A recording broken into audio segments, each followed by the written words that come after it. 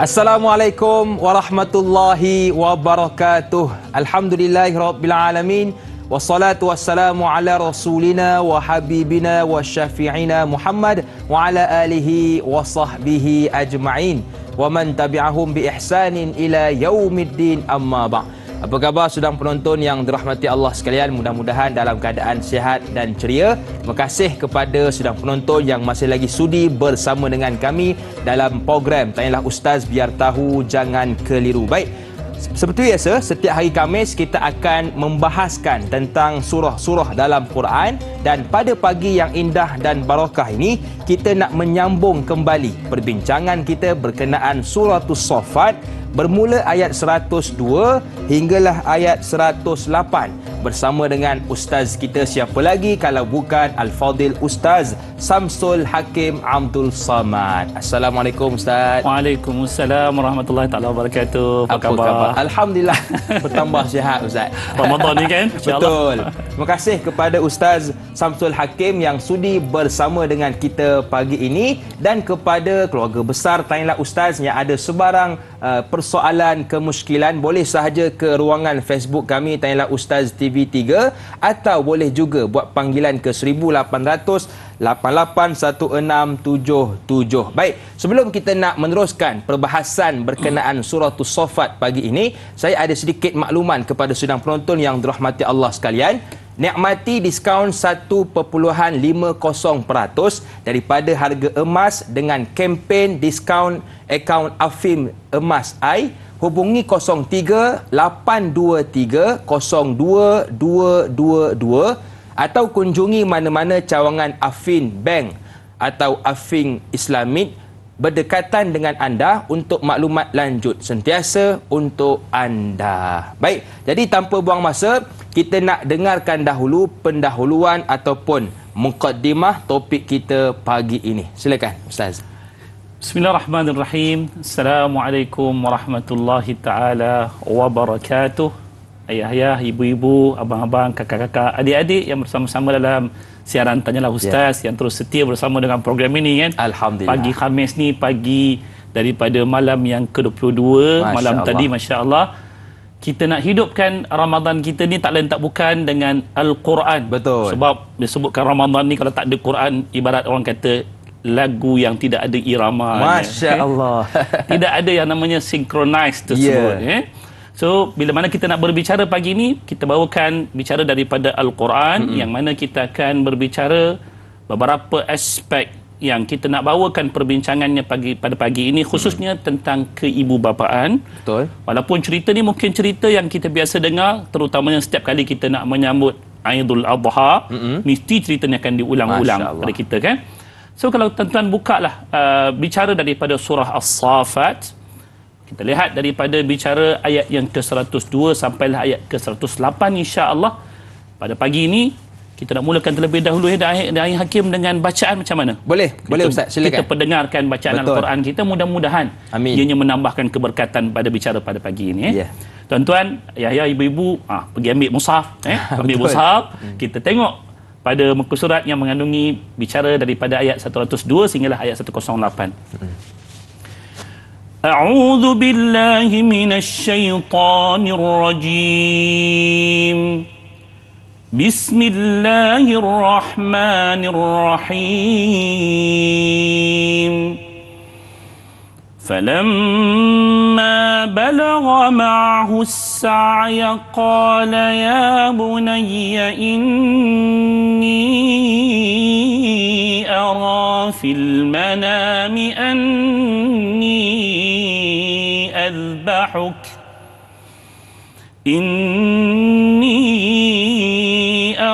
في المنام أني أذبحك فانظر ماذا ترى قال يا أبت افعل ما تؤمر ستجدني إن شاء الله من الصابرين فلما أسلما وتله للجبين وناديناه أن يا إبراهيم قد صدقت الرؤيا إنا كذلك نجزي المحسنين إن هذا لهو البلاء المبين وفديناه بذبح عظيم وتركنا عليه في الآخرين صدق الله العظيم. Mari sama-sama kita dengarkan terjemahannya serba sedikit untuk kita dapatkan sedikit penjelasan tentang ayat ini, Ustaz Da'i. Di mana kita lihat ayat yang ke-102 firman Allah Subhanahu wa taala, maka tak kala mana anaknya itu sampai ke peringkat umur yang membolehkan dia berusaha bersama-sama dengannya. Nabi Ibrahim berkata, wahai anak kesayanganku, sesungguhnya aku melihat dalam mimpi bahawa aku akan menyembelihmu. Maka fikirkanlah apa pendapatmu. Anaknya menjawab, wahai ayah, jalankanlah apa yang telah diperintahkan kepadamu, insya-Allah. Ayah akan mendapati daku dari orang-orang yang sabar. Setelah keduanya berserah bulat-bulat menjunjung perintah Allah itu, dan Nabi Ibrahim merebahkan anaknya dengan meletakkan iringan mukanya di atas tumpuk tanah, kami sifatkan Ibrahim dengan kesungguhan azamnya itu telah menjalankan perintah kami. Serta kami menyeru, wahai Ibrahim, engkau telah menyempurnakan maksud mimpi yang engkau lihat itu. Demikianlah sebenarnya kami membalas orang-orang yang berusaha mengerjakan kebaikan. Sesungguhnya perintah ini adalah satu ujian yang nyata. Dan kami tebus anaknya itu dengan seekor binatang sembelihan yang besar. Dan kami kekalkan baginya nama yang harum dalam kalangan orang-orang yang datang kemudiannya. Inilah cerita daripada ayat-ayat yang kita bacakan sebentar tadi, para penonton sekalian, beserta dengan terjemahannya. Mudah-mudahan dapat memberikan pencerahan apa yang bakal kita bincangkan selepas daripada ini, biidznillah taala. Baik, insya-Allah. Jadi itu sedikit sebanyak ayat-ayat yang akan kita bincangkan bersama dengan Al-Fadhil Ustaz, iaitu bermula ayat 102 hinggalah ayat 108 surah As-Saffat.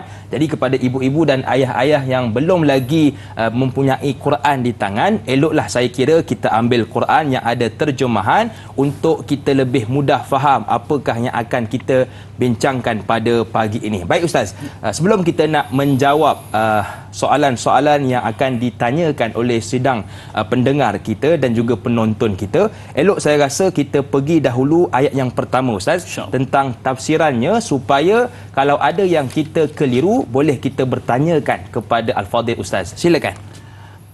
Bismillahirrahmanirrahim. Para penonton yang dirahmati Allah Subhanahu wa taala. Kalau sebutkan tentang anak, bahasa ibu dan ayah, mana ada ibu dan ayah yang tak sayang anak. Masya-Allah, betul. Tapi kita kena ingat tuan-tuan dan juga puan-puan, bila sebutkan tentang sayang terhadap sesuatu, tak kiralah apa sekalipun, kita kena berpada-pada dengan apa yang kita sayang. Sebab pada apa yang kita sayang, pasti kita akan diuji dengannya. Masya-Allah. Kenapa agaknya? Orang tanya, tak boleh ke benda yang saya sayang ni, saya ni dibiarkan begitu sahaja? Sebab kita tahu kasih sayang kita tidak boleh mengatasi kasih sayang kita terhadap Allah dan juga terhadap Rasulnya. Ini merupakan dua perkara yang mesti kita sentiasa dahulukan berbanding dengan yang lain. Tetapi kita nak ceritakan tentang senario yang pernah berlaku dalam hayat seorang Nabi yang kita kenalinya dengan gelarannya. Siapa dia? Khalilullah. Masya Allah. Khalilullah ni kalau sebutkan dia punya bahasanya apa dia? Kekasih Allah. Masya Allah. Kalau kata namanya kekasih Allah, pastilah Nabi ini merupakan individu yang mencintai Allah dengan sepenuh hati, dan pastilah Allah juga mencintainya dengan sepenuh hati. Tapi nak boleh dapat gelar ni tuan-tuan, Allahu Akbar, bukan senang Ustaz. Mesti diuji dulu kan. Betul. Kalau kata pasangan suami isteri tu, abang, betulkah abang mencintai saya? Kalau kita cakap dengan mulut, Dia kata buktikan. Dia bawa kita pergi kedai emas, sekarang buktinya. Contohnya tuan-tuan.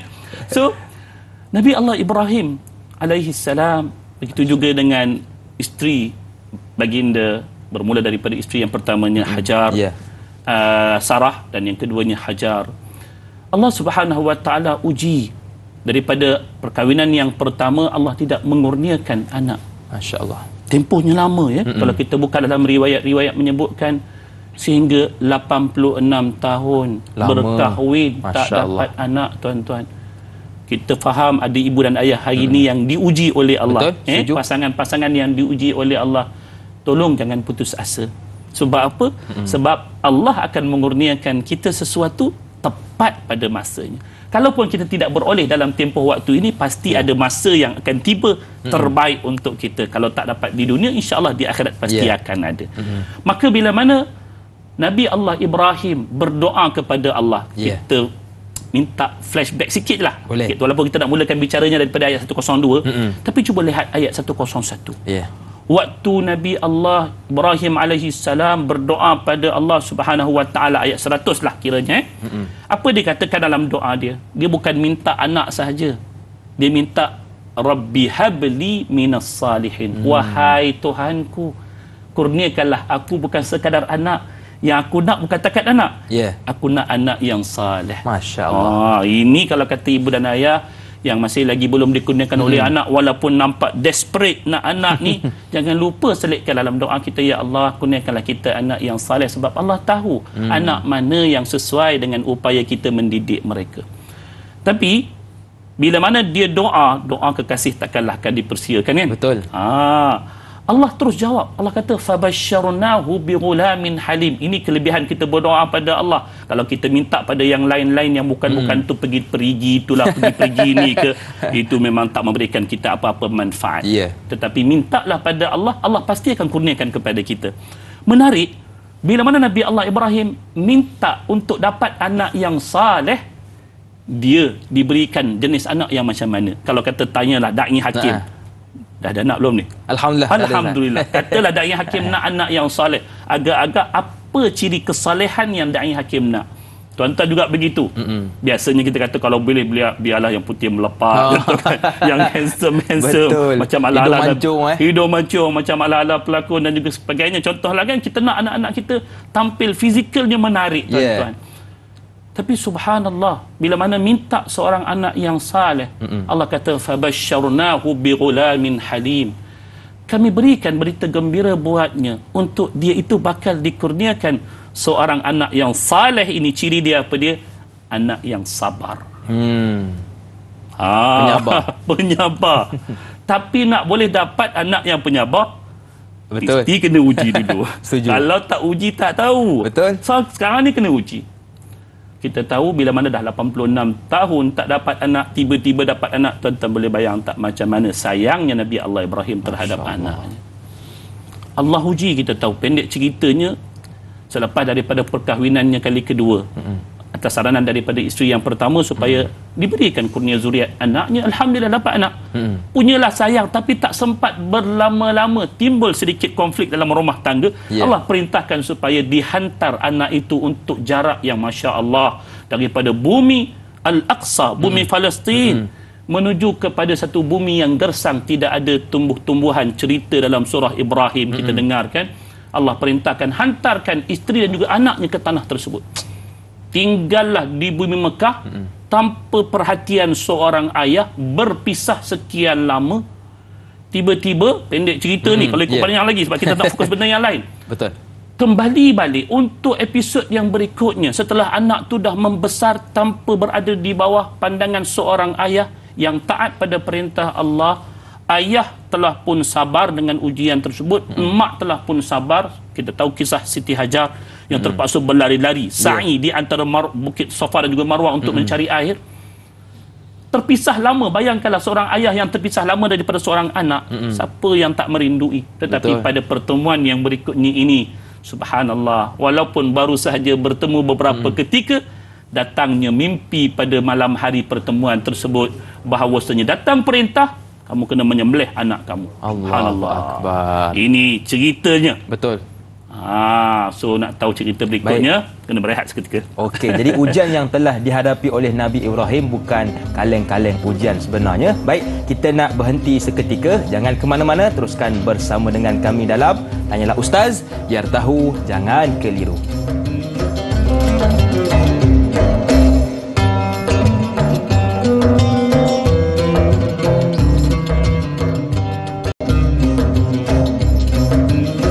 Kembali bersua dalam Tanyalah Ustaz, biar tahu jangan keliru. Masih lagi bersama dengan saya, Da'i Hakim, juga guru kita Al-Fadhil Ustaz Samsul Hakim Abdul Samad.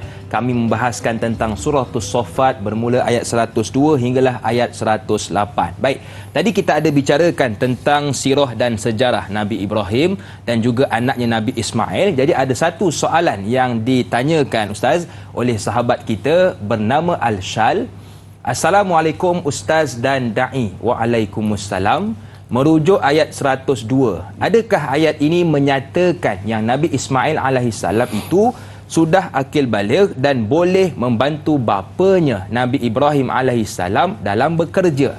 Yang kedua, adakah mimpi para nabi-nabi merupakan wahyu dari Allah yang menunjukkan ada kaitan Nabi Ibrahim alaihissalam atas perintah Allah untuk menyembelih anaknya Nabi Ismail alaihissalam? Mohon Ustaz jelaskan, syukran. Hashtag biar tahu jangan keliru. Terima kasih kepada Al-Shal atas soalan. Masya Allah, soalan yang baik yang ada kaitan dengan bicara kita sebelum kita berhenti rehat seketika. Betul. Tadi kan tak sempat kita nak habis klimaks cerita tu tapi Alhamdulillah datangnya soalan yang bertepatan dengan bicara kita. Kalau kita lihat dalam ayat 102 ini, jelas Allah Subhanahu Wa Taala menyatakan kepada kita, falamma balagha ma'ahu sa', setelah daripada Allah Subhanahu Wa Taala mengurniakan kepada Nabi Allah Ibrahim akan anaknya, dan kita tahu telah pun dipindahkan ke bumi Mekah lalu ditinggalkan tanpa sebarang penjagaan ayah, hanya penjagaan ibunya selepas daripada Allah Subhanahu Wa Taala. Dibiarkan anak ini membesar sehinggalah kepada usianya balagha ma'ahu sa'ya. Disebutkan itu balagha, kalimah balagha ni dah sampai kepada satu tempoh usia as-sa', boleh berusaha. Kalau kita lihat pandangan ulama tafsir yang kita petik daripada antaranya kitab tafsir Ibnu Kathir, kita akan dapati pandangan para ulama seperti mana para ulama, para sahabat, antaranya Ibnu Abbas, Ikrimah dan juga yang lain-lain. Dia menyebutkan bahawasanya kalimah balagha ma'ahu sa'ya itu telah pun mencecah usia dewasa yang mampu untuk berusaha. Maksudnya bukan budak-budak lagi. Bukan orang yang kita kata, alah ini kalau kata kecil-kecil ni, awal-awal lagi ni tak apalah, kita padamkan je lah. Istilah padam tu maksudnya dibiarkan dibunuh. Tapi kalau kita kata kalau anak tu dah membesar, dibesarkan oleh seorang ibu dengan penuh susah payah tanpa ada ayah di sisi, pastilah ianya akan lebih menambat hati keduanya lah. Maksudnya Nabi Allah Ibrahim dah tak jumpa anak lama, tiba-tiba tengok anak dah besar, mestilah kerana dalam hati tu istilahnya tak tergamak nanti nak melakukan apa-apa terhadap si anak. Dan anak itu sendiri bila mana dah dewasa, dia mungkin boleh objek, dia mungkin boleh bantah apa yang mak ayah perintahkan kepada dia. Tapi kita kata ujian ini sebenarnya bukan hanya untuk ibu dan ayah, ini juga merupakan ujian untuk si anak itu sendiri. Kalau kata anak tu kecil tak faham bahasa, jom ikut ayah. Betul. Dia tak faham bahasa kan. So bila mana anak ni dah dewasa, dia dah boleh berfikir, dia boleh bantah, dia boleh melawan, dia boleh cabut lari. Betul. Maka bila mana datangnya mimpi tersebut, orang tanya mimpi ni lebih kurang macam mimpi kami ke? Minta maaf tuan-tuan. Mimpi para anbiya dalam asar yang telah pun didatangkan oleh Imam Bukhari dan juga para imah yang lain. Antaranya seperti mana yang telah dinukilkan daripada Umair ibn Umair. Bila mana disebutkan tentang mimpi para anbiya, sesungguhnya mimpi para anbiya ini adalah merupakan wahyu daripada Allah. Tak macam kita. Mimpi kita ni, kalaupun kita kata kita bermimpi juga kadang-kadang kan, kemungkinannya banyaknya lah sebab lupa baca doa maka syaitan masuk dalam mimpi kita, maka ia dijadikan sebagai satu khayalan, imajinasi semata-mata. Berbanding kalau kita tidur dalam tidur yang baik, mudah-mudahan itu merupakan ilham daripada Allah, bukannya wahyu. Wahyu hanya diterima oleh para nabi. Nabi Allah Ibrahim bila cerita tentang mimpi ni, dia bukan mimpi semalam. Dalam riwayat yang menyebutkan sampai 3 malam. 3 malam. Untuk nak menguatkan bahawasanya apa yang telah datang kepada baginda itu bukan imajinasi, tetapi memang benar-benar satu perintah daripada Allah, dan Nabi Allah Ibrahim faham akannya. Maka pada ketika itulah Nabi Allah Ibrahim panggillah anak yang sudah pun dewasa yang mengerti bahasanya. Sudahlah lama tak bertemu. Betul. Bahasa orang lama tak bertemu ni biasanya bahasa kasih sayang, bahasa rindu merindui antara satu sama lain. Tiba-tiba bahasa yang dilontarkan, wahai anak, aku telah pun mendapat daripada mimpiku, aku terpaksa menyembelih kamu. Allahu Akbar. Allahu Akbar. Kita boleh faham. Betul. Kalau kita berada pada kedudukan Nabi Allah Ibrahim dan kita berada pada kedudukan Nabi Berat Allah sebenarnya. Ismail, bukan takat berat. Ya. Jawapan kita sampai hati bapa. Betul. Istilahnya begitulah. Setuju. Masya Allah. Tapi subhanallah, inilah yang dikatakan bila mana kehidupan itu dimulakan dengan ketaatan kepada Allah, Allah akan susun kehidupan bagi si ayah dan si anak ini. Keduanya akan berjalan selari dengan kehendak Allah Subhanahu wa taala. Siapa sangka anak yang telah ditinggalkan sekian lama, kalau seorang anak biasanya kalau kata diabaikan oleh ibu dan ayah sampai hari ketika mana ayah itu menuntut ketaatan seorang anak, biasanya anak itu akan membantah. Betul. Bapak lama tak nampak, tiba-tiba hari ini nak something from me. Memberontak Dia akan memberontak. Tapi anak yang ditinggalkan kerana perintah Allah Subhanahu wa taala, cuba lihat. Wahai anakku, aku terpaksa menyembelih kamu. Jawab anak, wahai bapa, tak payah cakap banyak, buat je apa yang Allah suruh. Ini bahasa mudah kita lah. Betul, ya. Dia tak ada kata, bapa, tolong jelaskan sikit apa ceritanya. Tak ada. Ayat ni clear. Allah kata, qala ya abati fa'al ma tu'mar. Masya-Allah. Bahasa ayah kepada anak, ya bunayya, wahai anak kesayanganku. Kita tahu istilah Arab. Ya. Dia ada ibni, dia ada bunay. Ya. Wahai anak kesayanganku, Bapak lihat dalam mimpi, Bapak menyembelih kamu. Tolong bagi sikit pendapat kamu. Ini bahasa. Anak, subhanallah, jawab balik, wahai ayah kesayanganku. Kalau dah begitulah yang tersurat dalam takdir kita, tak satu nama, buat apa yang Allah suruh. Masya-Allah. Kita hari ni, maaflah tuan-tuan, boleh dapat tak? Ni bapak nak pergi semayang. Tunggu dulu bapak, bagi dulu yang mainan saya. Tolong dulu belikan itu dan ini.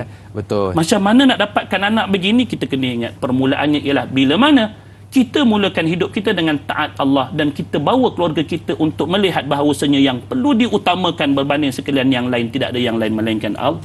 Masya-Allah. Bila mana kita dahulukan Allah, yang lain tu beres insya-Allah. Baik, apa yang boleh saya simpulkan, kalau nak anak-anak taat kita, kita terlebih dahulu taat kepada Allah Subhanahu wa taala. Baik, kita ada seorang pemanggil Ustaz di talian. Assalamualaikum, siapa di sana? Waalaikumsalam warahmatullahi wabarakatuh. Dai Hakim dan Ustaz Samsul Amri, Samsul Hakim.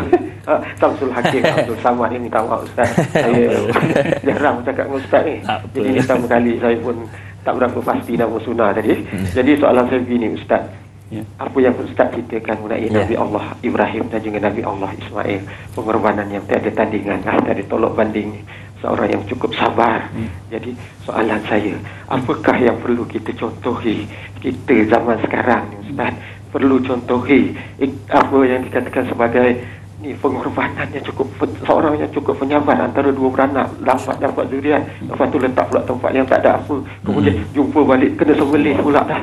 Jadi apakah kita ni patut, kita sekarang ni perlu contohi dari ujian yang datang kepada Nabi Allah Ibrahim dan juga anak yang disayangi ni Nabi Ismail, seorang ni dia ada anak pun. Macam mana keadaan ini Ustaz? Itu soalan saya Ustaz. Senyum nampak gigi, ada rezeki, kita jumpa lagi. Terima kasih banyak Ustaz dan Dai. Assalamualaikum. Waalaikumsalam warahmatullahi wabarakatuh. Terima kasih kepada Tuan Omar Abdul Majid, pemanggil setia hujung nyawa kita. Cantik soalan beliau tentang apakah pengajaran terbesar Ustaz yang boleh kita contohi di sebalik sirah dan sejarah Nabi Ibrahim alaihissalam dan juga anaknya. Tuan-tuan, bila sebutkan tentang parenting, keibubapaan ini, kita biasa dengar kalimah mak bapak hari ini kena sabar banyak dengan anak. Ini bahasa kita sesama kita pada hari ini. Tapi tuan-tuan, sabar jenis mana yang kita nak praktis dalam hidup kita? Itu soalannya. Kita mungkin boleh sabar waktu kita anak kita menumpahkan air. Betul. Kita mungkin boleh sabar kalau anak kita buat perangai. Kita mungkin boleh sabar. Tapi bagaimana kalau kita kata sabar yang melibatkan ketaatan pada Allah? Tengok anak tak bangun salat subuh, nak sabar lagi. Betul. Sabar yang macam mana? Maka kalau kita lihat bagaimana pembahagian para ulama tentang sabar ini cukup cantik kan? Bila sebutkan tentang sabar, sabar itu bukan hanya satu bentuk. Bersabar dengan kelaku, karena, tidak. Tetapi sabar yang pertama berbanding dengan sabar-sabar yang lain, iaitulah sabar dalam urusan ketaatan kepada Allah. Ini yang pertama sekali kita lihat dibuat oleh Nabi Allah Ibrahim. Sewaktu terpaksa menghantar anaknya daripada bumi Palestin yang berjarak ribuan batu ni sampai ke bumi Mekah. Tinggalkan ayah yang sabar akan menghasilkan anak yang sabar, dan sabar yang pertama sabar dalam taat pada Allah. Yang kedua, sabar dalam kita nak menahan diri daripada melakukan maksiat pada Allah. Bila Allah perintah, tak payah cakap banyak. Ayah taat perintah Allah, ibu pun taat perintah Allah. Waktu Nabi Allah Ibrahim tinggalkan Hajar di kawasan bumi Mekah, apa tanya Hajar? Wahai Ibrahim, adakah ini merupakan perintah Allah? Allahu amaraka bihada, wahai Ibrahim, ini perintah Allah ke? Nabi Allah Ibrahim tak jawab apa? Angguk, ya.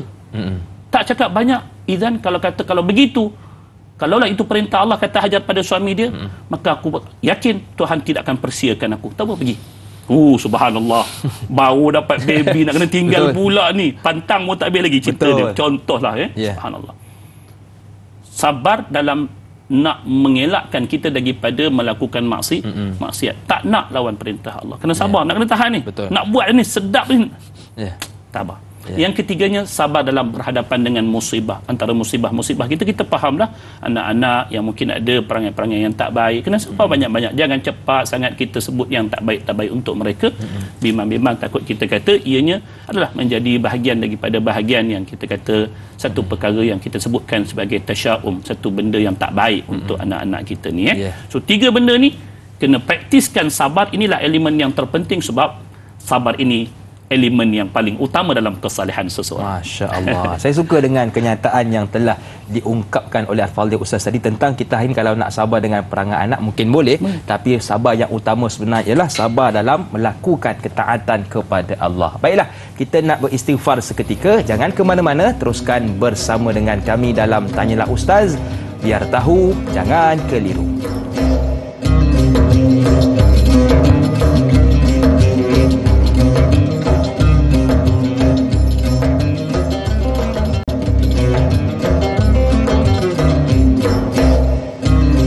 Nasi ayam juadah berbuka bersama ahli keluarga. Bulan Ramadan, bulan mulia. Tadabbur Quran jangan dilupa. Terima kasih kepada sedang penonton yang masih lagi sudi bersama dengan kami dalam Tanyalah Ustaz, biar tahu jangan keliru. Dan sedikit makluman kepada sedang penonton, Surah Al-Insan telah dipilih dengan membawa tema memanusiakan manusia dalam World #Quran Hour pada Khamis 13 April jam 12 tengah hari di TV9, juga di saluran Astro 149. Pada Khamis 13 April jam 12 tengah hari, World Quran Hour bersama kami di TV9 ataupun di Astro 149. Okey, baik. Ayat 102 telah kita bahaskan bersama dengan ustaz kita, iaitu Ustaz Samsul Hakim, dan sekarang kita nak beralih pula ke ayat yang ke-103, 104 dan 105. Kita nak dengarkan dahulu tafsirannya, kemudian kita akan buka kepada soalan. Boleh Ustaz Boleh, baik, silakan Ustaz. Tuan-tuan, bila mana Nabi Allah Ismail bagi kebenaran, wahai ayah, sembelihlah diri aku. Masya Allah. Yang menariknya, hujung ayat 102 sebelum kita tinggalkan tadi itu, satajiduni insya'allahu minas sabirin. Kamu akan mendapati diriku ini adalah daripada kalangan orang sabar yang kamu harapkan. Masya Allah, betul. Doa ini yang diminta. Doa yang diminta. Masya Allah. Subhanallah. Maka bermulalah ujian sabar. Sabar ini kalau tak diuji, maka tidak akan tahu sabar. Sangat setuju. Sangat setuju. Okey. So sini Allah Subhanahu Wa tunjukkan bagaimana proses ujian kesabaran itu berlaku. Ia bukan kaleng-kaleng. Daripada perintah Allah Subhanahu Wa Taala yang Allah perintahkan, bukan dalam bentuk, sebenarnya kalau kita lihat dalam perbahasan ini, perintah Allah ni untuk bagi acara ini, ia bukanlah perintah yang berbentuk pensyariatan. Maksudnya sesuatu yang kekal untuk tempoh yang panjang. Sebaliknya, ia adalah dalam bentuk perintah untuk diuji bagi tempoh tertentu sahaja. Jangan pula lepas ni ada orang kata antara sunnah Nabi Allah Ibrahim sembelih anak. Na'udzubillah min dalik. Bukan itu. Sebaliknya, ini adalah merupakan perintah khusus untuk Nabi Allah Ibrahim alaihi salam melalui fasa ujiannya. Ujian ini hanya untuk Nabi Allah Ibrahim bagi menunjukkan betapa hebatnya pengorbanan yang dibuat oleh seorang ayah, seorang ibu dan seorang anak dalam berhadapan dengan keadaan tersebut. Pendek ceritanya, dalam ayat yang ke-103, Allah tidak menunggu lama untuk menceritakan anak yang telah pun berserah diri untuk akhirnya dia dibaringkan menghadap ke arah wajahnya ke tanah, pipinya itu diletakkan ke bahagian tanah untuk mengurangkan pandangan mata si ayah. Kita faham manusia ini kok mana pun tetap ada nalurinya, tetap ada yang namanya perasaan seorang ayah. Maka anak ini juga ketika mana proses itu hendak diselesaikan, nak dibantu, maka dibiarkan keadaan dirinya itu dilakukan acara itu dengan keadaan wajahnya itu ditelangkupkan ke tanah, supaya bila mana wajah itu tidak terlihat, itu mengurangkan efek psikologi kepada diri seorang anak ini dan juga diri seorang ayah.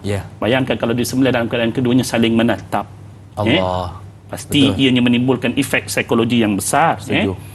Itulah juga kalau kita boleh ambil daripada sudut keibubapaan, katalah satu hari kita terpaksa mendenda anak kita lah. Kata terpaksa. Maksudnya peringkat yang akhir selepas kita dididik, terpaksa didenda. Kalau boleh elakkan waktu kita mendenda itu, kita denda dalam keadaan ianya memberikan efek psikologi yang besar.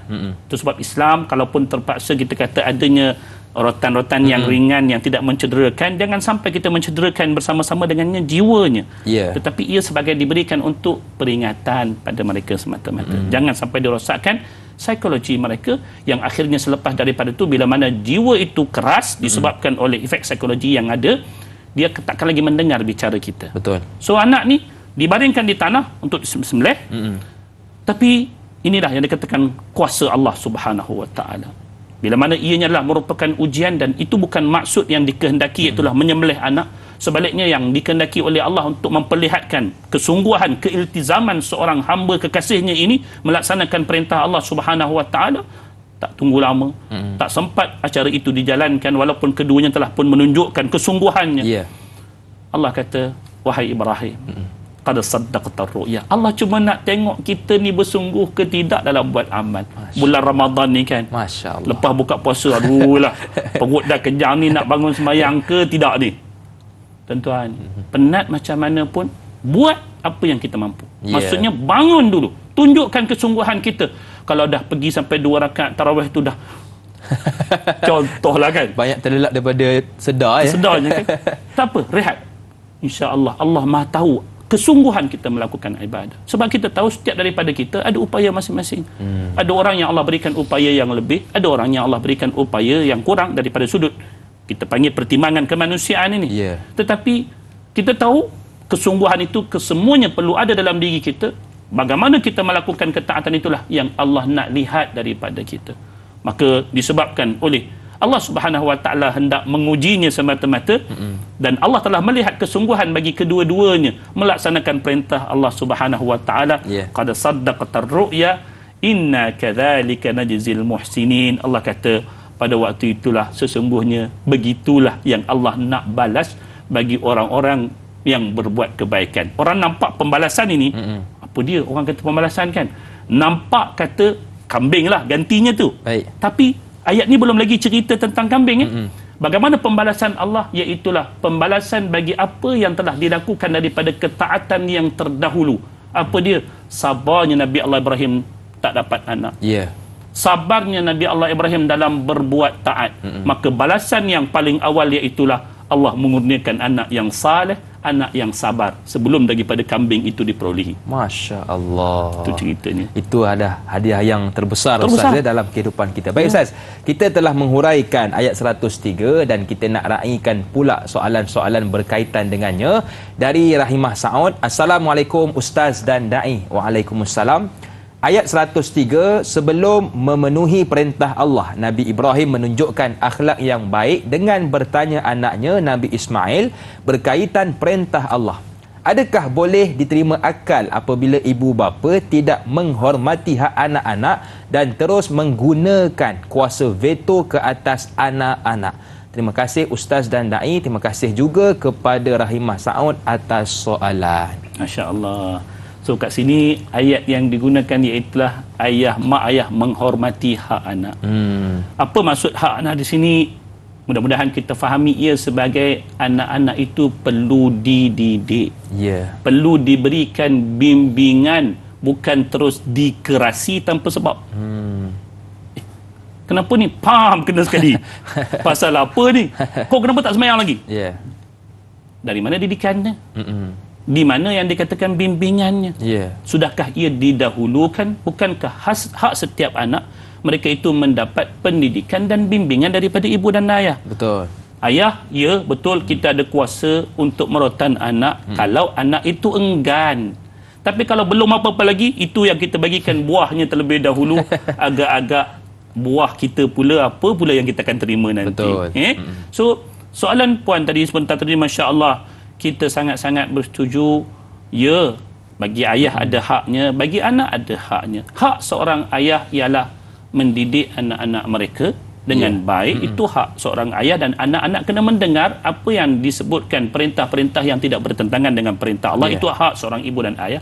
Tetapi hak diri seorang anak, bagaimana Nabi Allah Ibrahim, walaupun ianya merupakan perintah Allah, ya betul perintah Allah, tapi dalam baginda Nabi Allah Ibrahim konsult, tanya anak dia macam mana keadaan ini, supaya anak tersebut memahami bahawasanya ini merupakan ujian daripada Allah. Sebab ujian ini kita sebutkan tadi bukan hanya ujian Nabi Allah Ibrahim, tidak. Ianya adalah merupakan ujian terhadap si anak juga. So bagilah anak ini mengerti bahawasanya ini merupakan ujian daripada Allah. Bila anak tu faham, macam kita lah, bila mana anak kita datang kepada kita waktu kita nak salat, dia berkehendak sesuatu, cuba fahamkan dia supaya bila mana dia besar, dia tahu bahawasanya ayah dan ibunya sentiasa akan mendahulukan Allah berbanding dirinya. Tapi kalau kata anak kita datang, ayah nak sekian-sekian, kita nak sembahyang, apa kau sembahyang? Pam, kita bagi sekali. Apalah salah saya kan? Dia pada jiwa kanak-kanak dia cuma nampak apa yang dia nak.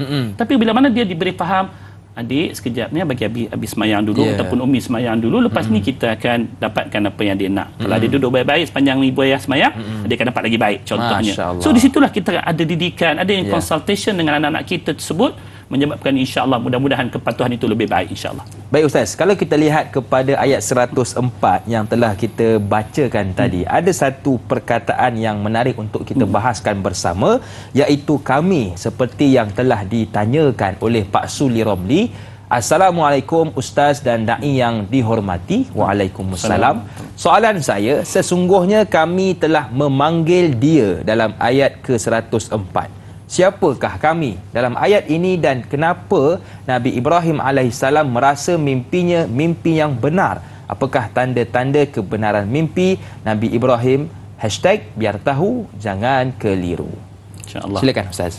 Tuan-tuan juga perempuan yang dirahmati Allah, bila mana kita lihat dalam ayat yang ke-104 penggunaan istilah kami. Betul. Tuan-tuan jangan tersilap dalam kita memahami perkataan kami ini. Bila sebutkan kami dalam bahasa kita, mungkin kita katakan ianya menunjukkan bilangan yang ramai. Tetapi tuan-tuan, dalam bahasa Arab, istilah kami juga turut sama digunakan bagi sesuatu yang bersifat tunggal ataupun satu, di mana ianya pada kedudukan untuk menjelaskan kedudukan si perkata. Contohnya dalam bahasa kita, bagi mereka yang berstatus tinggi, contohnya kita kata raja-raja kita, sultan-sultan kita, tak kala mana mereka berbicara menggunakan ganti nama diri, mereka menggunakan kalimah better. Ini merupakan satu ganti nama menunjukkan kepada kemuliaan dirinya. Allah Subhanahu Wa Taala dalam bahasa Arab, bila mana kita menggunakan lafaz bagi menunjukkan kemuliaan diri, dan juga tak kala mana kita berbicara untuk menunjukkan kemuliaan apa yang hendak kita bicarakan, maka Allah Subhanahu Wa Taala menggunakan dalam kebanyakan daripada bicara-bicara Allah dalam Al-Quran yang menggunakan lafaz kami, ia merujuk kepada kemuliaan Allah Subhanahu Wa Taala dan kemuliaan apa yang hendak dibicarakan. Contoh yang paling mudah lah, sekarang ni hujung-hujung Ramadan ni kan cerita tentang malam Al-Qadar. Betul. Ayat surah Al-Qadar tu kan, inna anzalnahu fi lailatul qadr, sesungguhnya kami telah menurunkan akan Al-Quran itu pada malam Al-Qadar. Kami di sini bukan merujuk kepada sesuatu yang berbilangan ramai, tetapi ia menunjukkan ganti diri bagi sesuatu yang bersifat mulia, yang maha mulia, itulah Allah Subhanahu Wa Taala.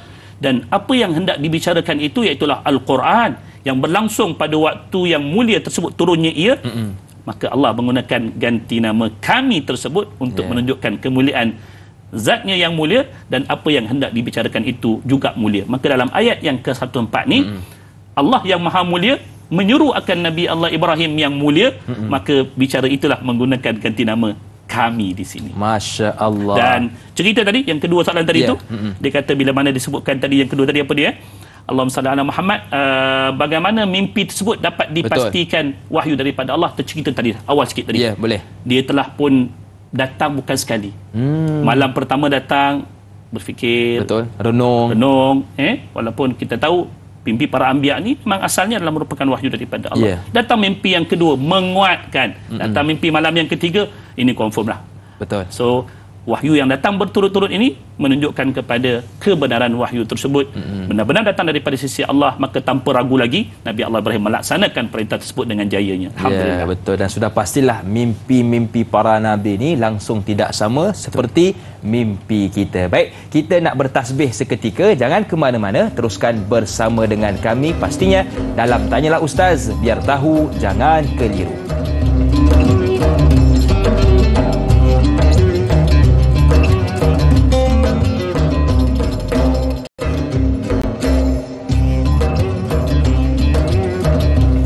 Terima kasih kepada anda yang masih lagi sudi bersama dengan kami dalam Tanyalah Ustaz, biar tahu jangan keliru. Masih lagi bersama dengan saya Da'i Hakim, juga Al-Fadhil Ustaz Samsul Hakim Abdul Samad. Kita membahaskan Suratul Saffat ayat 102 hinggalah ayat 108. Baik, jadi 3 ayat sudah kita bicarakan. Kita nak beralih pula ke ayat yang seterusnya, iaitu 105.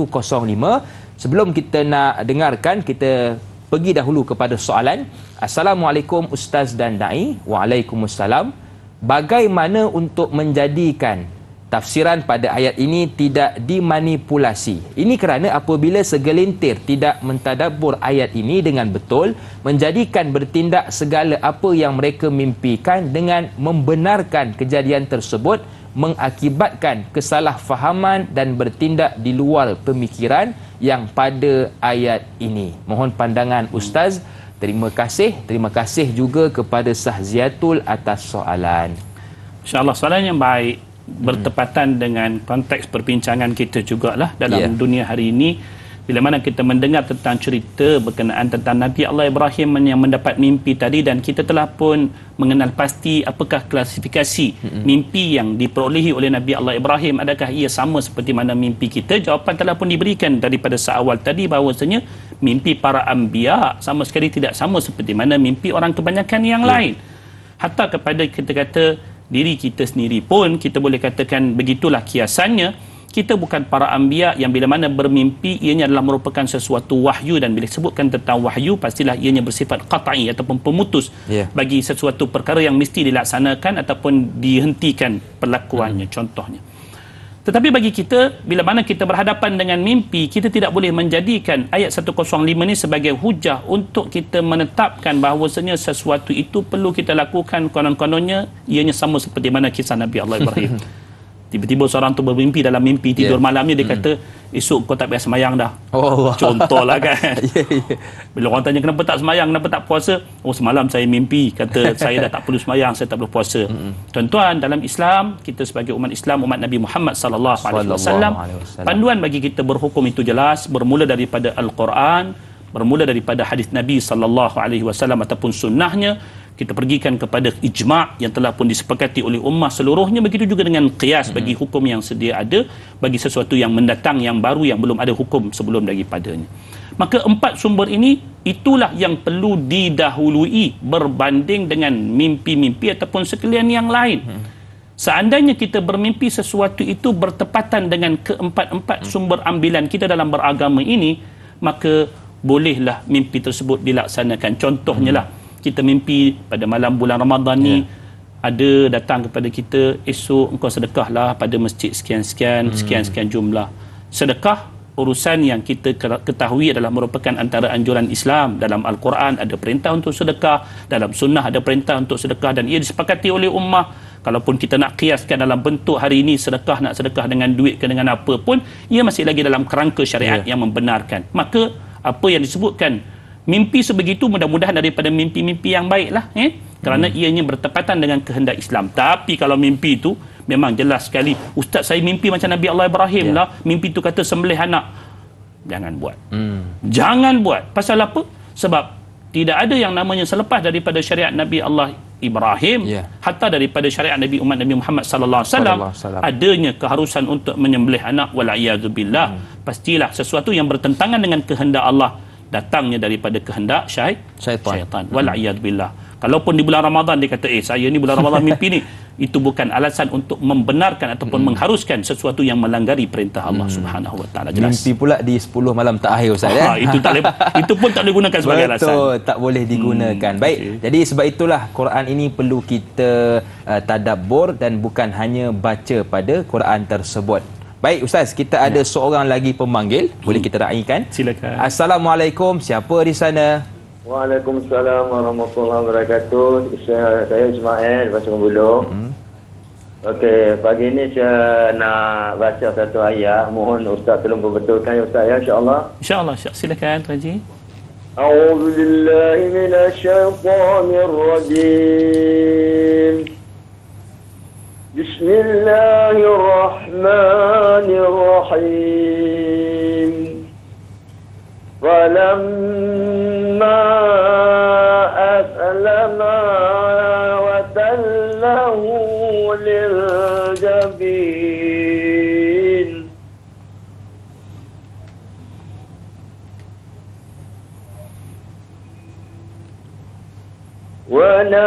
وناديناه أن يا إبراهيم صدق الله العظيم. Assalamualaikum warahmatullahi wabarakatuh.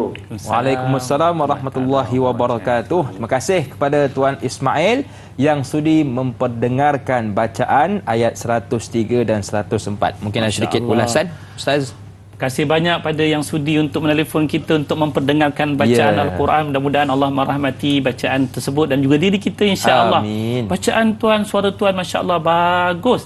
Tinggal lagi kita perlu perhatikan beberapa hukum yang terdapat di sana daripada hukum hakam tajwid, antaranya melibatkan hukum mat yang ada di sana. Kalau kita lihat dalam ayat 103 contohnya, kita ada yang namanya mat jaiz munfasil. Panjangnya mesti dibacakan di antara 4 ataupun 5 harakat mengikut kepada kadar kelajuan bacaan kita.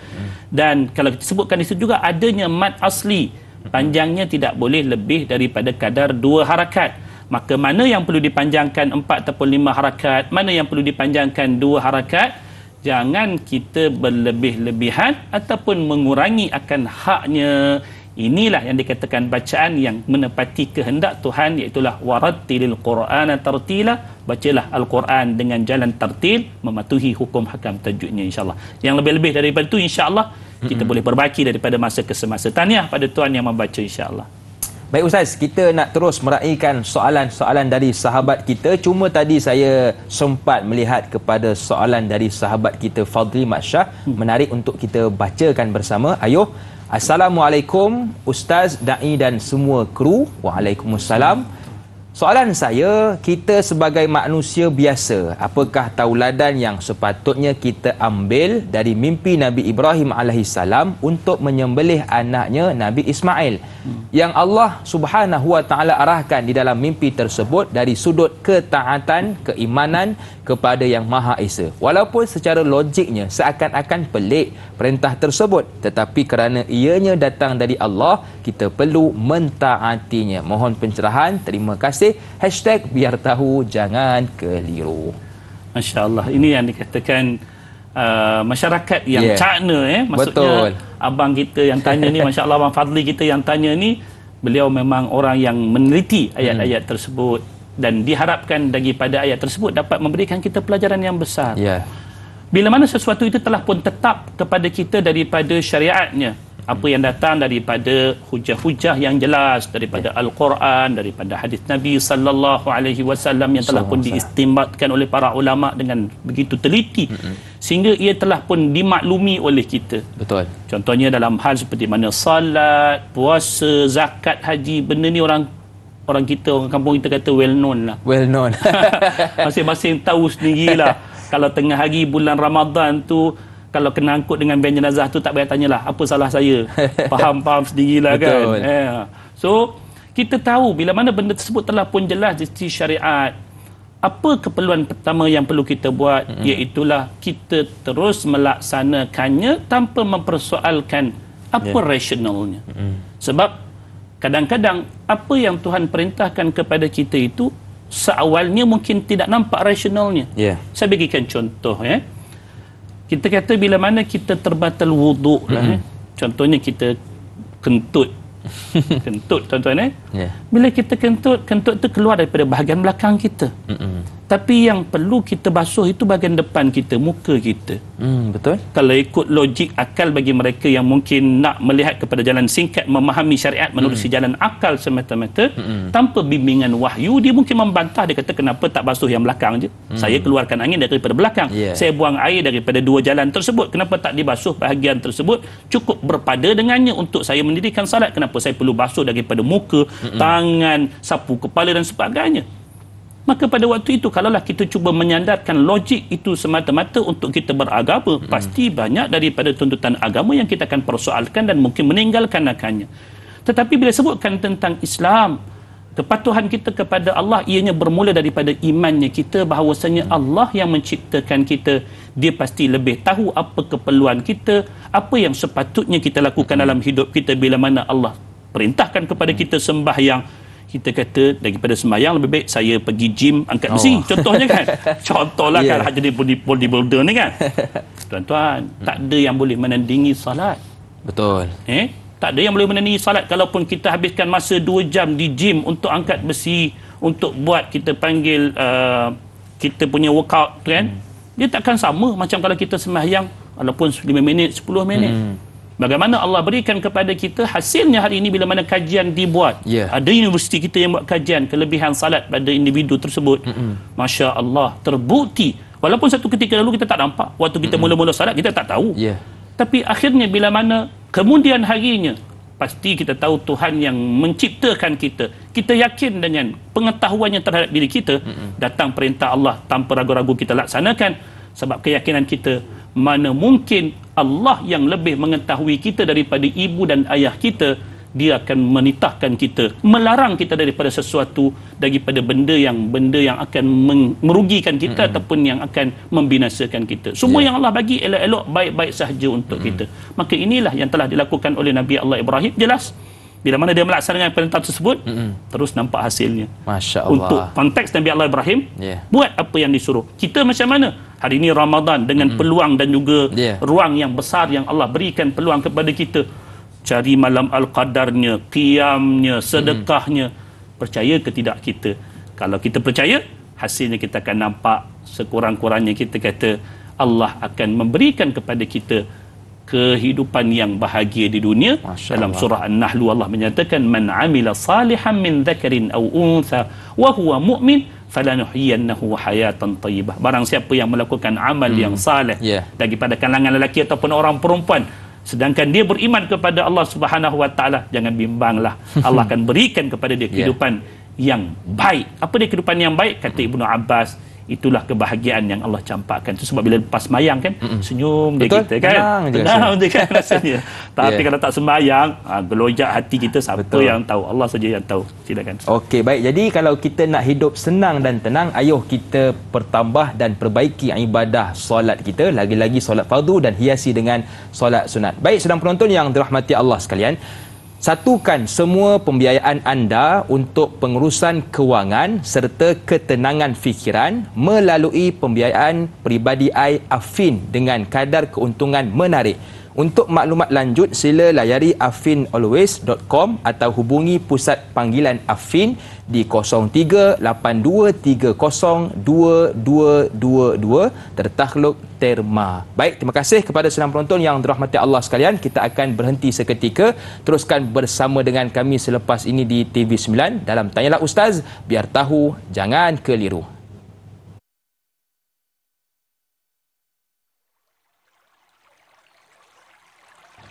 Sallallahu ala Muhammad.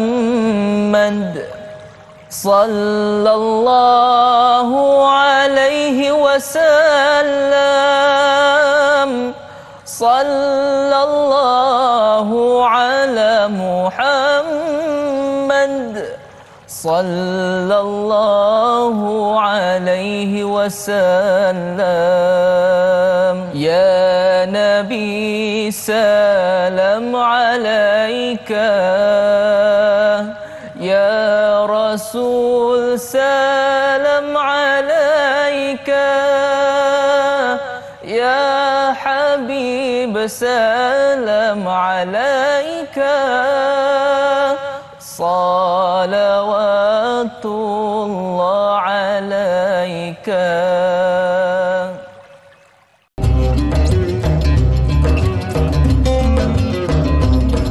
Beramal bukan untuk disanjung tetapi untuk Sang Ilah. Ramadan sudah di penghujung, tingkat amal perbaiki ibadah. Masih lagi bersama dengan saya Dahiyah Hakim, juga guru kita yang mulia Al-Fadhil Ustaz Samsul Hakim. Masih lagi kita membahaskan tentang Suratul Saffat bermula ayat 102 hinggalah ayat 108. Baik, jadi kita nak pergi terus ke ayat yang 106 tentang Nabi Ibrahim alaihi salam, dan kita nak dengarkan dahulu tafsirannya daripada ustaz kita. Silakan.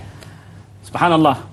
Ini yang disebutkan di awal tadi, betapa apa yang Allah perintahkan ini bukan dalam bentuk pensyariatan yang tetap supaya ianya dapat dilakukan oleh umat-umat selepas daripadanya, bukan begitu maksudnya. Ya.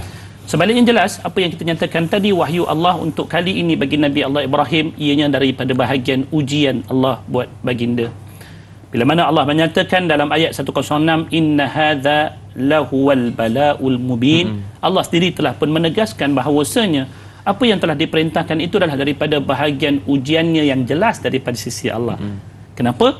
Sebab kalaulah ianya adalah merupakan satu perintah, pasti akan disudahkan dengan disembelih anak tersebut. Ya. Sedangkan Allah Subhanahu Wa Taala tidak berkehendak yang demikian. Yang Allah cuma nak lihat itulah kesungguhan kita. Betul. Kesungguhan Nabi Allah Ibrahim alaihi salam melakukan ketaatan tersebut. Maka bila mana perkara tersebut telah disempurnakan oleh Nabi Allah Ibrahim, lepas daripada itu Allah memberikan ganti daripada ujian yang telah pun diberikan kelulusannya dengan jayanya ini, anugerahnya terus diberikan. Wa fadainahu bidzibhin azim. Allah telah menebus si anak yang telah pun memberikan ketaatan itu tadi, yang telah pun menunjukkan kesabarannya ini, Allah tebus dengan apa yang namanya kibas yang gemuk, ganti kepada ketaatan di dunia lagi dapat. Masya Allah. Bukan kata ni kalau kata dah buat taat ni tunggu syurga lah dapat kan. Tapi Allah Subhanahu Wa Taala Tuhan yang Maha Pemurah. Bila mana kita berbuat taat kepada Allah, balasan itu boleh saja diperolehi di dunia lagi. So jangan takut, jangan kita kata kita rasa ragu-ragu. Aku ni kalau buat taat boleh berasa hidup senang tak dekat dunia ni. Orang kata kalau nak senang hidup dunia biar jadi orang jahat contohnya kan. Orang baik-baik ni orang kata susah je hidup dia. Tak. Hidup di dunia ini Allah akan berikan kesenangan dalam bentuk cara Allah. Ya, Allah tahu.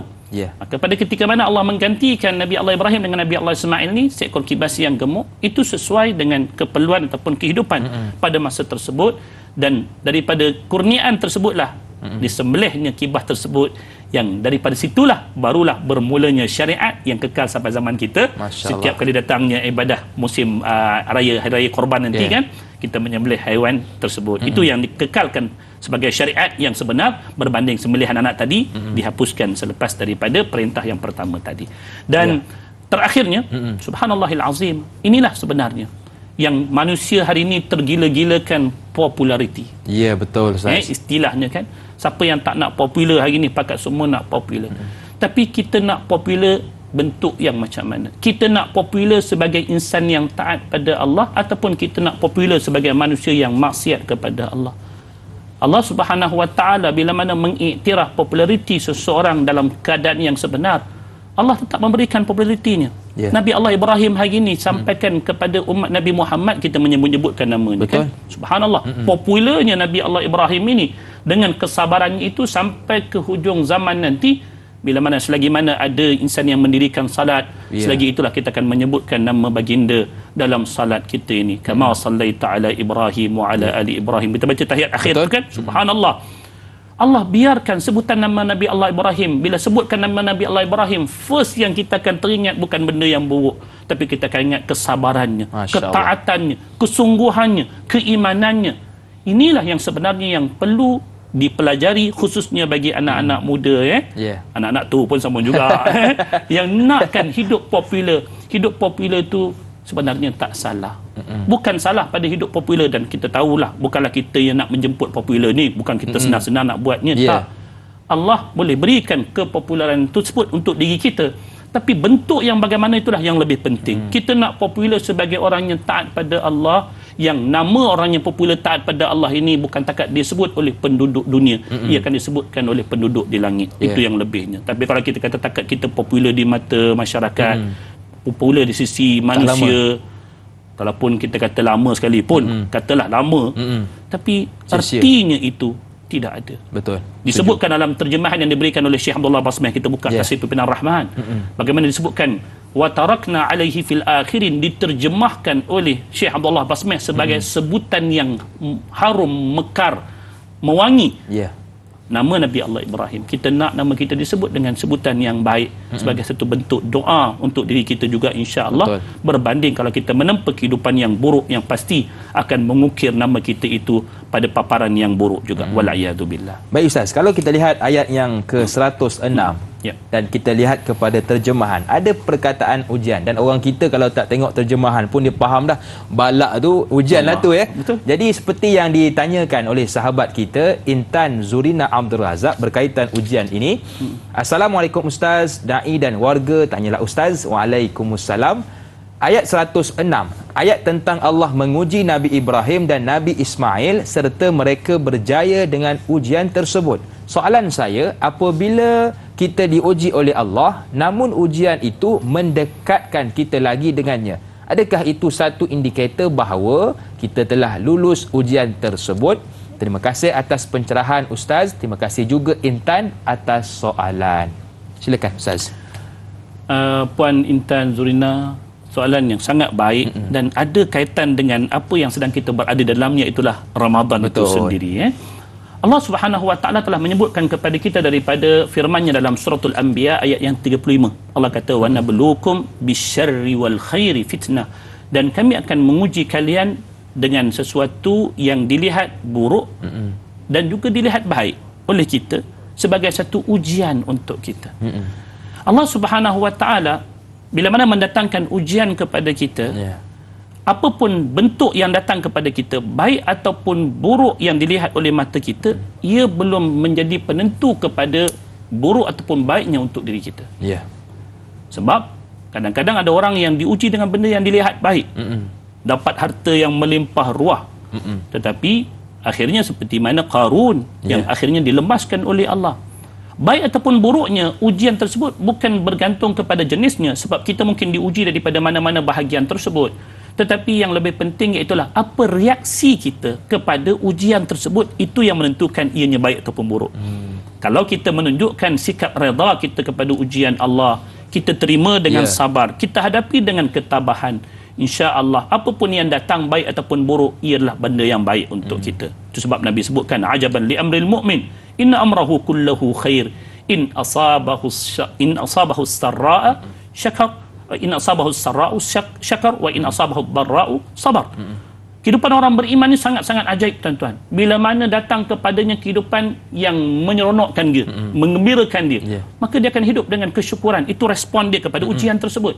Tapi kalaupun dia diuji dengan kesusahan, itu tidak memberikan satu kesan yang lain daripada yang pertama, iaitu dah ditambahkan dengan sabar dia sahaja. Maka semuanya itu adalah kebaikan untuk diri dia. Tambahan pula pada insan-insan yang Allah sayang.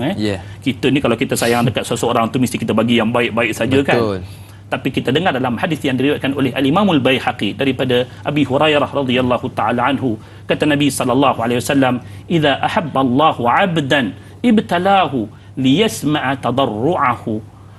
Kata Nabi SAW, bila mana Allah mencintai akan seseorang hamba, maka apa yang Allah buat? Allah akan uji dia.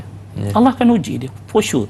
Jangan ingat bila mana kita ni, aku ni telah mendapat kecintaan Allah contohnya, aku akan hidup senang. Tak, Allah akan uji dia. Pasal apa?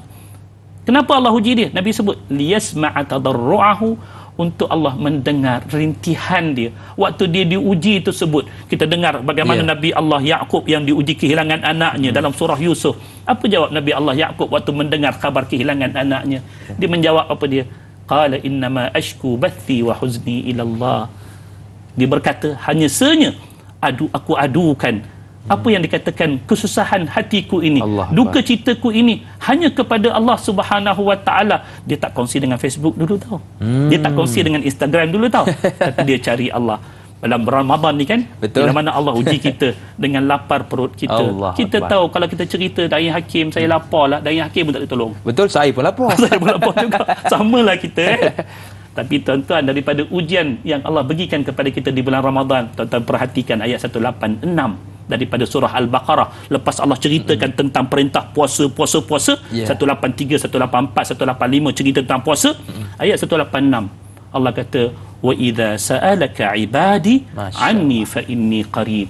Kalaupun ada yang bertanya tentangku, katakan kepada mereka, waktu sedang kita diuji itulah antara waktu yang saat kita paling hampir dengan Allah. Waktu kita lapar, waktu kita paling lapar nak dekat buka puasa tu kan. Betul. Waktu itulah doa kita akan didengari oleh Allah. Masya-Allah. Sebab apa?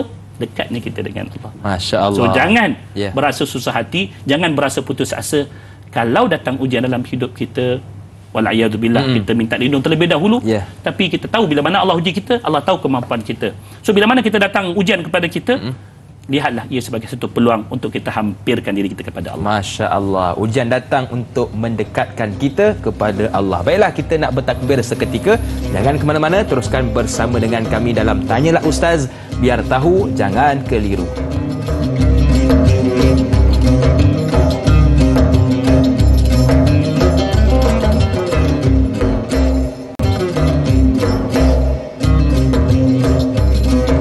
Apa tanda manusia dimurkai pada Quran ditolak tepi? Apa tanda manusia binasa pada Quran tidak dibaca? Apa tanda manusia rugi pada Quran tidak dikaji? Masih lagi bersama dengan saya, Dai Hakim, juga guru kita yang mulia Al-Fadhil Ustaz Samsul Hakim. Baik, kita nak terus meraihkan soalan. Datangnya pula kali ini dari Rosdin Samah. Assalamualaikum Ustaz dan Dai. Waalaikumsalam. Pertanyaan saya, diriwayatkan bahawa Iblis ada mendatangi Nabi Ibrahim AS dan anaknya Nabi Ismail AS bagi menghasut mereka agar mengingkari perintah dari Allah Subhanahu Wa Taala, iaitu untuk menyembelih anaknya Nabi Ismail AS. Apakah hujah Iblis dalam usaha mengiyakan hasutannya itu sambil bertujuan untuk menggugat iman mereka berdua? Bagaimana Nabi Ibrahim AS serta anaknya Nabi Ismail AS menangani hasutan Iblis itu? Mohon pencerahan Ustaz, biar tahu jangan keliru. Terima kasih kepada Rosdin atas soalan. Silakan Ustaz. Subhanallah, kita katakan dalam kita nak berusaha menjadi hamba Allah yang taat ini, dengan melakukan kesungguhan, mentaati setiap perintah Allah. Nampak macam senang je tadi kan. Nabi Allah Ibrahim dapat perintah terus buat. Sebab penceritaan Al-Quran kita kena faham, ia adalah penceritaan yang ringkas. Apa yang menjelaskan lagi keadaan tersebut adalah daripada hadis-hadis Nabi sallallahu alaihi wasallam. Maka apa yang kita dengar daripada riwayat berkenaan tentang peristiwa ini secara panjang lebarnya, salah satu daripada episod yang kita takkan lupakan ia adalah saat ketika mana Nabi Allah Ibrahim nak melintasi kawasan bumi Mina. Hari ini kalau tuan-tuan yang pergi mengerjakan ibadah haji ataupun mengerjakan ibadah umrah sekalipun, kita akan pergi ke kawasan tersebut untuk melihat kawasan Jamarat, tempat kita melontar batu Aqabah, Wusta dan juga Subra ini. Di sinilah berlakunya insiden bagaimana syaitan datang kepada Nabi Allah Ibrahim untuk menghasut baginda.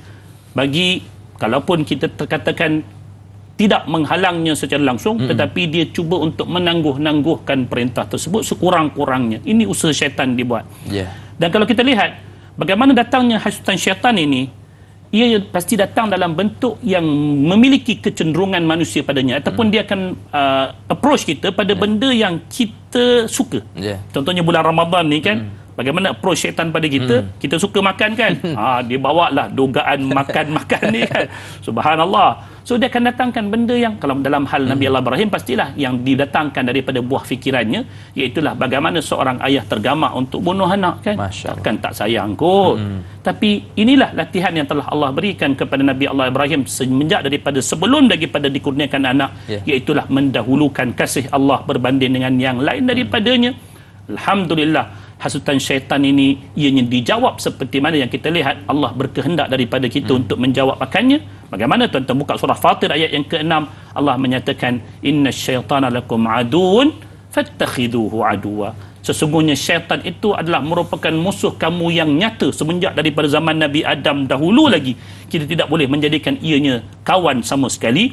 Fattakhiduhu aduwa, maka jadikanlah syaitan ini musuh kamu yang sebenarnya. Diambilnya batu, maka dilontarnya syaitan tersebut, sehinggalah apa yang dilakukan oleh Nabi Allah Ibrahim bagi menunjukkan kepada penolakannya terhadap hasutan syaitan itu sama sekali, akhirnya ia diangkat menjadi salah satu daripada ibadat haji, wajib haji, antaranya itulah melontar Jamratul Aqabah, wusta dan juga sughra. Itu ceritanya. Baik Ustaz, saya tertarik dengan soalan yang ditanyakan oleh Juhara Abu Bakar. Assalamualaikum Ustaz dan Na'i. Waalaikumsalam. Ayat 108, dan kami abadikan untuk Ibrahim pujian di kalangan orang-orang yang datang kemudian. Berdasarkan ayat ini, adakah dengan membaca selawat kepada Nabi Ibrahim alaihissalam dalam tahiyat akhir adalah satu penghormatan kepada Nabi Ibrahim alaihissalam atas pengorbanannya? Mohon pencerahan Ustaz. Hashtag biar tahu jangan keliru. Terima kasih kepada Juhara. Terima kasih banyak kepada Puan Juhara yang bertanyakan. Masya Allah. Kalau kita lihat daripada senario kehidupan kita sebagai umat akhir zaman ini, Nabi Allah Ibrahim ni adalah merupakan antara Nabi pujaan semua umat. Setuju. Semua umat masing-masing klaim Nabi Allah Ibrahim itu adalah sebahagian daripada mereka. Kalau kita baca daripada firman Allah Subhanahu Wa Taala berkenaan tentang perkara ini, bila sebutkan Nabi Allah Ibrahim ni, golongan Nasrani, golongan Yahudi turut sama klaim Nabi Allah Ibrahim itu adalah daripada mereka. Tetapi bila benar menyebutkan tentang umat Nabi Muhammad sallallahu alaihi wasallam, apa yang telah pun diberikan confirmationnya oleh Allah Subhanahu Wa Taala, dekatnya kita dengan Nabi Allah Ibrahim daripada sudut kelangsungan syariat yang telah pun ada. Satu, daripada zaman Nabi Allah Ibrahim, haji itu bermula dalam Islam. Hari ini haji itulah yang kita laksanakan hari ini, walaupun dalam bentuk syariat yang mungkin sedikit berbeza, tetapi kalimah haji itu dibawa ke dalam agama kita sebagai satu pelaksanaan kelangsungan daripada syariat Nabi Allah Ibrahim. Banyak daripada amalan-amalan haji kita ini berkaitan dengan sirah Nabi Allah Ibrahim. Itu sebab bila mana tibanya musim Hari Raya Korban, cerita Nabi Allah Ibrahim takkan putus-putus. Tetapi secara spesifiknya Nabi Allah Ibrahim ini merupakan Nabi yang sangat-sangat kita berikan penghormatan yang besar kepadanya, sampaikan bahagian ibadat umat Nabi Muhammad yang terbesar, yang namanya salat, disertakan sebutannya pada tersebut dalam selawat yang paling mulia ini, yang disebutkan sebagai selawat Ibrahimiyah. Kita bacakan bila tahiyat akhir. Begitu istimewanya selawat ini, sampaikan ianya dimasukkan dalam salat. Selawat-selawat yang lain tidak ada dalam salat. Tapi selawat yang disebutkan sebagai selawat Ibrahimiyah ini, sampaikan dalam salat pun kita bertemu dengannya. Maka inilah antara bentuk penghormatan yang Allah berikan kepada seorang yang saleh, kepada seorang yang sabar, sebagai seorang yang begitu beriltizam melaksanakan perintah Allah, sampaikan disebutkan namanya oleh seluruh umat, bukan takat pada zamannya saja, sampai kita zaman umat Nabi Muhammad pun kita masih lagi menyebutkan nama Nabi Allah Ibrahim alaihissalam. Betul, walaupun sudah banyak tahun berlalu, tetap nama Nabi Ibrahim alaihissalam disebut oleh kita sebagai umat Nabi Muhammad sallallahu alaihi wasallam. Baik, soalan seterusnya dari Jura Azlin Sufian. Assalamualaikum Ustaz, Da'i dan kru-kru. Tanyalah Ustaz. Waalaikumsalam. Apakah pelajaran dan iktibar yang boleh kita contohi dari Nabi Ibrahim alaihissalam sebagai seorang ayah dan Nabi Ismail alaihissalam sebagai seorang anak? Mohon pencerahan. Terima kasih. Hashtag biar tahu jangan keliru. Tuan-tuan, subhanallah, cerita Nabi Allah Ibrahim ini, siapa pun yang meneliti akannya pasti akan mengatakan ini antara contoh teladan yang telah pun Allah Subhanahu Wa Taala datangkan kepada kita selain daripada Nabi kita Muhammad sallallahu alaihi wasallam. Kalau tuan-tuan buka dalam firman Allah pada surah Al-Mumtahanah ataupun suratul Mumtahinah ayat 4, ayat 5, ayat 6 memang disebutkan betapa cerita Nabi Allah Ibrahim ni menjadi satu panduan kepada kita juga untuk kita pelajari bagaimanakah bentuk kehidupan yang sepatutnya kita hidup sebagai hamba Allah Subhanahu Wa Taala. Kalau tuan-tuan perhatikan pada surah Hud ayat 75, Allah menyebutkan ada 3 ciri yang utama yang ada pada Nabi Allah Ibrahim. Masya-Allah. Apa firman Allah? Inna Ibrahim la halimun awwahum munib. Masya-Allah. Inna Ibrahim la halimun awwahum munib. Ini 3 sifat yang besar yang Allah Subhanahu Wa Taala nyatakan bagi Nabi Allah Ibrahim selain daripada ayat-ayat yang lain. Tapi kalau dapat 3 ni pada diri kita pun kita kata dah cukup sangat dah. Hari ni dalam dunia yang kita tahu, Allahu Akbar. Betul. Hilang sabar tu senang sangat. Betul, setuju. So ciri yang pertama yang paling bernilai tinggi bagi diri seseorang iaitulah bila mana dianya merupakan seorang penyabar. La halim. Kalimah halim ini ianya membawa maksud sabar. Awwah, yang kedua, awwah ni apa dia? Berlemah lembut dengan orang lain. Masya Allah, dia tidak keras, dia tidak kata membentak-bentak, tetapi dia lakukan dengan penuh hikmah. Apa saja cobaan yang dihadapinya, bagaimana kaumnya yang menentang dia kan, bagaimana taktiknya, bagaimana nak menyedarkan tentang mereka yang menyembah berhala satu ketika, menarik untuk kita lihat daripada surah Ibrahim. Itu yang kedua. Tetapi yang ketiga juga tidak kurang hebat, munib. Apakah kalimah munib ni? Munib ni adalah orang yang sentiasa kembali kepada Allah. Waktu kita ingatkan saat ketika mana dia berhadapan dengan kesedihan yang sangat-sangat luar biasa. Anak yang dia harap-harapkan hadir, Allah hadirkan. Baru saja dapat berpisah pula, ditinggalkan untuk jarak yang terlalu jauh. Dia tidak mengadukan perkara ni kepada isteri dia. Hatta kepada isteri dia yang merupakan teman hidupnya, yang bersama-sama berkongsi jerih getir kehidupan ini. Tapi bila mana ditinggalkan anaknya tu, selepas daripada berlangsungnya kedudukannya itu jauh daripada isteri, terus dia angkat tangan, Rabbana inni askantu min dhurriyyati biwadin ghairi dhi zar'in 'inda baitikal muharram. Tuan-tuan buka surah Ibrahim, tuan-tuan jumpa ayat ni. Bagaimana pengaduannya itu hanya kepada Allah. Sebab orang yang hidup yang baik ini, kita tahu daripada sekalian yang lain daripada Allah itu tidak memberikan satu daya tarik yang lebih daripada dia dapat kembali kepada Allah. So 3 sifat ni tuan-tuan kalau kita dapat dalam hidup kita, mudah-mudahan ini memberikan kepada kita bimbingan, dorongan bagaimana untuk jadi orang baik sebenar. Yang pertama, sabar dalam semua bentuk yang kita ceritakan di awal tadi. Yang kedua, kena ada kelemah lembutnya. Lemah lembut tu bukan kita kata yang sebaliknya. Kita faham lemah lembut ni, kita kata lemah lembut pada bicara kita, sopan santun, hikmah kita. Dan yang ketiganya iaitulah sikap kembali kepada Allah. Inilah yang perlu sentiasa menghiasi hidup kita. Kita ni asyik kembali kepada Facebook je, kembali kepada Instagram. Bukan semua mata manusia yang memandang itu sama. Betul. Ada manusia yang memandang dengan simpati, tapi yang memandang dengan iri itu lagi ramai. So berhati-hatilah.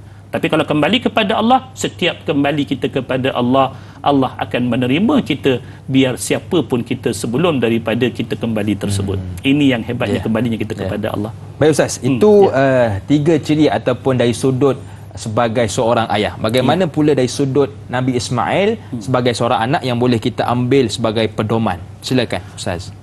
Walaupun orang kata iman itu tidak boleh diwarisi, betul. Tetapi antara yang paling hampir untuk memberikan tunjuk ajar, panduan kepada si anak adalah ayah itu sendiri. Masya Allah. Ibunya sendiri. So kalau kita nakkan anak kita jadi anak yang saleh, anak yang penyabar, anak yang ada kelembutan pada sisi mereka dalam berbicara dengan kita, adanya yang namanya kesalehan dalam diri mereka, tak ada pilihan yang lain, kita kena mulakan dengan diri kita. Tetapi pada diri Nabi Allah Ismail, seperti mana yang telah dinyatakan daripada sekalian sifat-sifat baik yang ada, yang paling menonjol iaitulah sifat sabar. Setuju. Itu sebab dia kata satajiduni insyaallahu minas sabirin. Wahai ayah, kamu akan dapati aku daripada kalangan orang yang sabar. Ini sangat-sangat penting. Hari ini anak-anak, adik-adik kena banyak sabar. Hidup hari ini makin lama makin susah, tapi dengan sabar segalanya akan menjadi mudah. Masya Allah, cantik ayat yang terakhir tersebut Ustaz. Baik, jadi itu 3 ciri yang perlu kita bina dan kita ada. Yang pertama sabar, yang kedua berlemah lembut, dan yang ketiga kembali kepada Allah. Baiklah, kita sudah pun berada di penghujung rancangan Tanyalah Ustaz, dan sebagai penutup, doa ringkas Ustaz, silakan.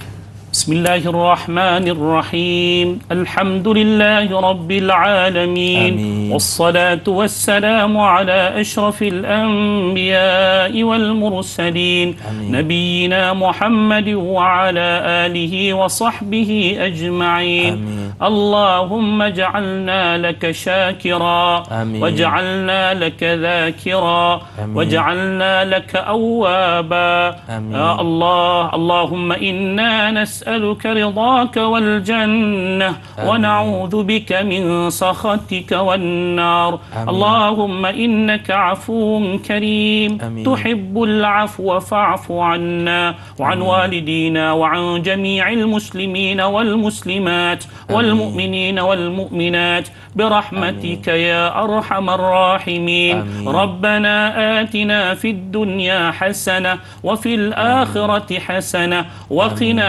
عذاب النار. آمين. وصلى الله على نبينا محمد وعلى آله وصحبه وسلم والحمد لله رب العالمين.